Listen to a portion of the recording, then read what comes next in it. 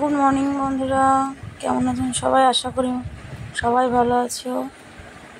সায়নকে এখন স্কুল গাড়িতে তুলতে যাচ্ছি, সঙ্গে পাখিও যাচ্ছে।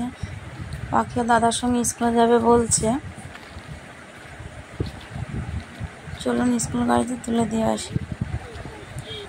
স্কুল গাড়িতে তোলার পরে তোমাদের সঙ্গে আর কিছুই শেয়ার করা হয়নি, সোজাসুজি স্নান করে সবে আসলাম।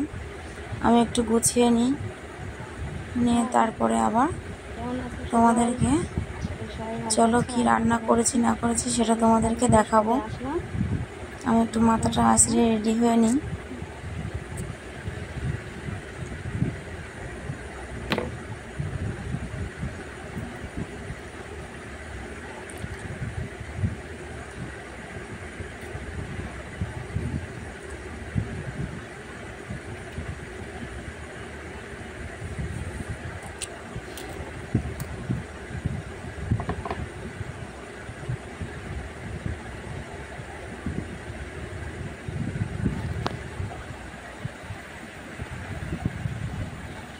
সকাল থেকে আসতে পারিনি আমাদের সামনে, রান্না করে চান করে আমি সবে আসলাম।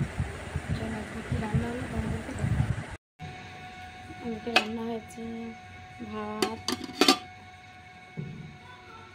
এখানে হয়েছে ঘাটকোল আলু ভাজা, আর হচ্ছে আলু চচ্চড়ি।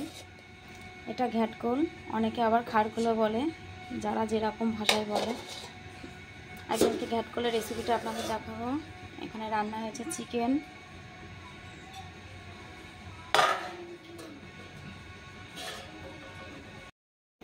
এই যে সকালবেলা জামা কাপড়গুলো কেচে দিয়েছিলাম, জামা কাপড়গুলো এখন ভাঁজ করতে হবে। ভাঁজ করে নিয়ে আবার আসছি।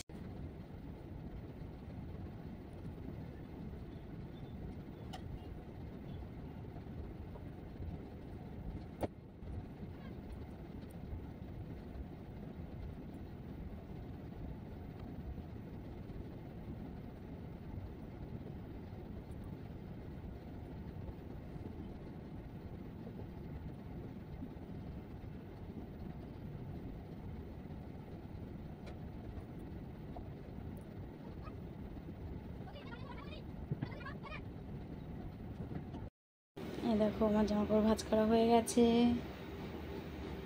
যেহেতু আমরা সবাই একসঙ্গে থাকি, ওই জন্য সবারই জামা কাপড়গুলো ভাঁজ করে নিলাম। তারপর তোমাদের সঙ্গে কিছুই শেয়ার করা হয়নি। চলে আসলাম সন্ধ্যাবেলাতে একটু ছেলের আবদারে বানালাম চাউমিন। চলো চাউমিনটা কীভাবে বানায় দেখালো।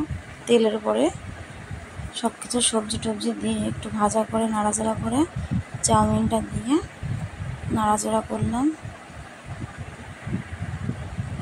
নাড়াচাড়া করে দিয়ে একটু সয়া সস, একটু চিলি সস, একটু দিলাম গোলমরিচ আর একটু লবণ, আর লাস্টে নামানোর আগে দিয়েছি আমি একটু সস।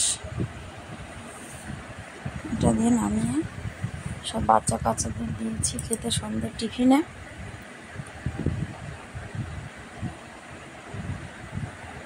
এই যে আমার চাউমিন রেডি। সন্ধ্যের পরে এবার চলে আসলাম আমি রাতের খাবার নিয়ে।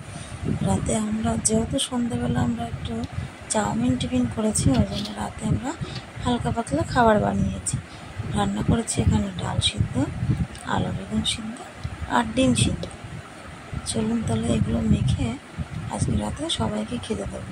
বাবা মা আর ছেলের বাবাকে সবাইকে খেতে দেবে এগুলো।